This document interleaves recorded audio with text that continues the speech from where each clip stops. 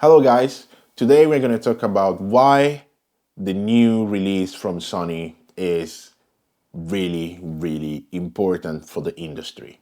The A9III, it's the most beautiful and best camera, mirrorless camera created because it has a global shutter. And why global shutter is so important to us? Well, sensors are basically designed to emulate our eyes and what we see, or how close as possible to what we see.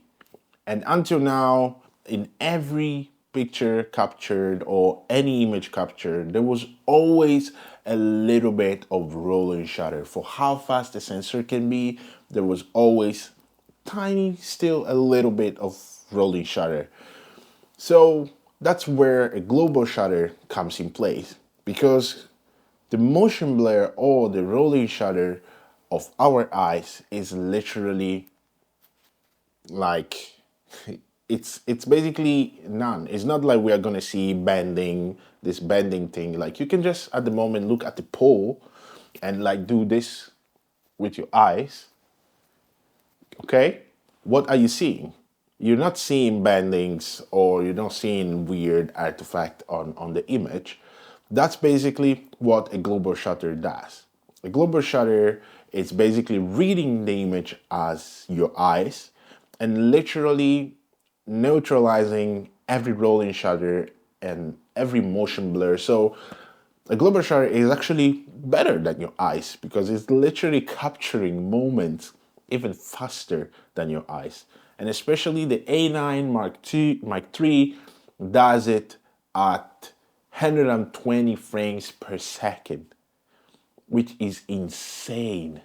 I will post some graphics and picture here to show you the difference between motion blur, rolling shutter, and global shutter, and how fast it actually is. So it's crazy, it's amazing, and that's where I think Sony is pushing everyone else to do better. Canon has been rumored for the past 2 years with this R1 having a global shutter or so ever, and we haven't heard or seen anything actually true about this news and these rumors except this Super 35 sensor of 5.7K up to 120 frames per second, but it's a Super 35 sensor, and until now we don't have any camera that actually uses that sensor for what I know. And the only cameras that have global shutter at the moment are only Cine cameras, which are Red Komodo, Z-Cam, and I don't remember if the Sony F55 has global shutter. Maybe I don't remember right if it does, but it doesn't matter. None of the mirrorless camera until now has it. So Sony is pushing the boundary, and finally a company that has finally put it inside their cameras.